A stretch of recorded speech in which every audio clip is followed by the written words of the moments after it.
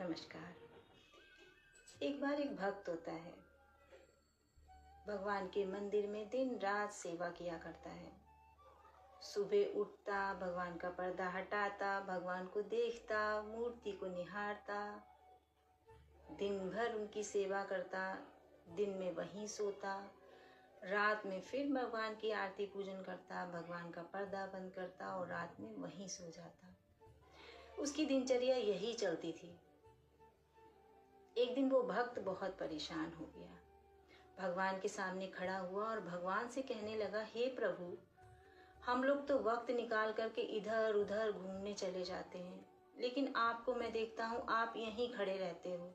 मुझे बिल्कुल अच्छा नहीं लगता। मैं चाहता हूँ कि आप भी इधर उधर घूमने जाओ, थोड़ा दुनिया देखो, थोड़ा देखो लोग कैसे होते हैं, आप बाहर जाओ। मैं चाहता हूँ कि आप बाहर जाइए। बहुत बड़ा भक्त होता है, इसीलिए उसको हमेशा ऐसा प्रतीत होता है जैसे मानो भगवान उससे बात कर रहे हैं। उसके अंदर से आवाज आती है कि मैं तो यहाँ से चला जाऊं, लेकिन मैं अगर यहाँ से चला जाऊंगा तो तुम मंदिर संभाल नहीं पाओगे। उसने कहा, नहीं प्रभु, आप एक बार जाके तो देखो। आप एक दिन जाओ, सुबह चले जाओ और शाम तक आ जाना।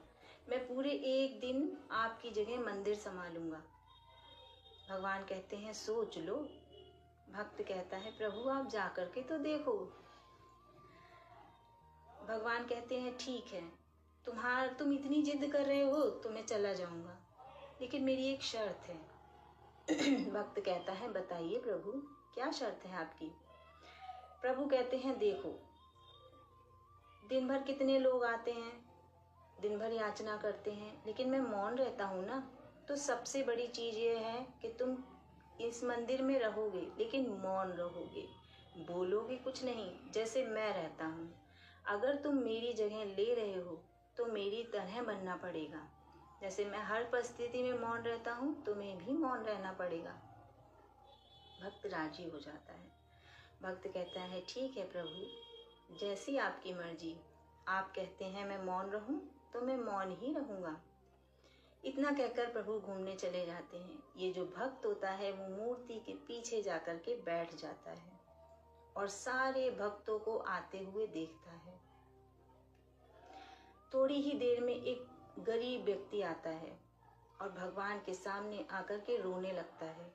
उसके हाथ में एक नोटों से भरा हुआ पर्स होता है। व्यक्ति रो रहा होता है और रो रो के भगवान से कह रहा होता है, हे प्रभु, तूने कितना अच्छा किया, ये पर्स मुझे आज पड़ा हुआ मिल गया, वरना आज मेरे बच्चों को रोटी नहीं मिलती। तूने आज की मेरी रोटी की व्यवस्था कर दी है, कल से तो मैं कहीं ना कहीं काम की व्यवस्था कर लूंगा।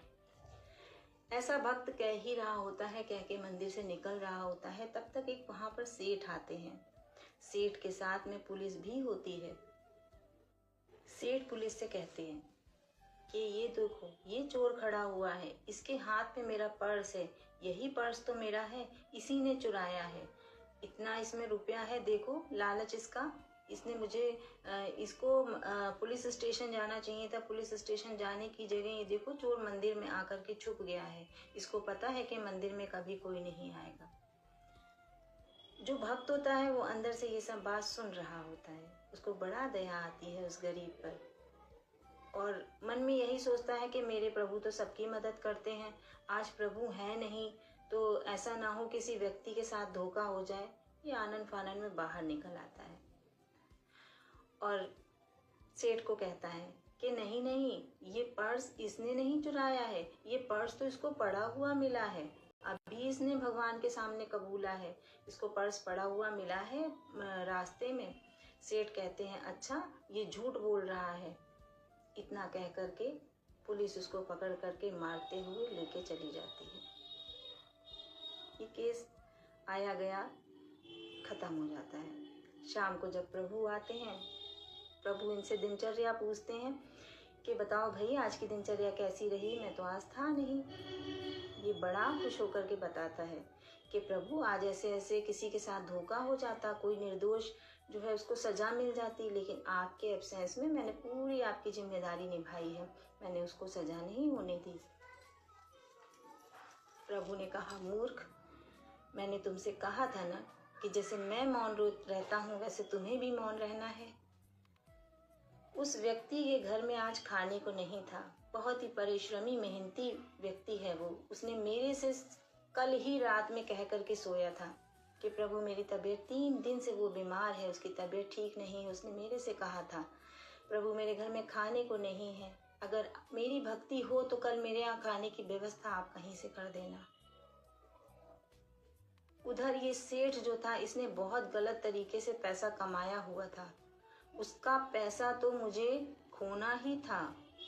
और वो चोर था जिसने पर्स चुराया था, उसके ऊपर बहुत सारे गुनाह थे। उसको मुझे जेल की सजा करवानी थी। तुमने सब उल्टा कर दिया। वो जो असली चोर था वो छूट गया। सेठ का काला कमाया हुआ धन सेठ के पास वापस चला गया। जो एक निर्दोष व्यक्ति था जिसको आज रोटी मिलनी थी उसको रोटी नहीं मिली। तो तुमने तो सारा आज गड़बड़ कर दिया। तुमने मेरी बात नहीं मानी। भक्त भाव विभोर होकर के प्रभु के चरणों में गिर जाता है और क्षमा याचना करता है कि प्रभु मुझे क्षमा कर दो। जो आप कर सकते हो, जो मंदिर आप संभाल सकते हो, मेरी गलती थी जो मैंने आपसे कहा कि आप यहाँ से चले जाओ।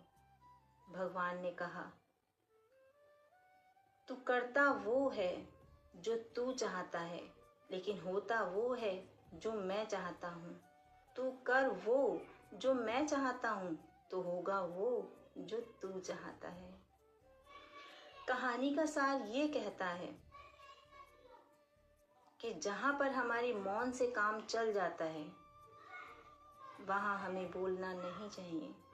भगवान भी बड़ी बड़ी विपत्तियों में शांत रहते हैं, क्योंकि कुछ हमारे समाधान जो हैं वो शांत रह कर के ही निकल जाते हैं, जहाँ पर बोलना हमारा विफल हो जाता है। धन्यवाद।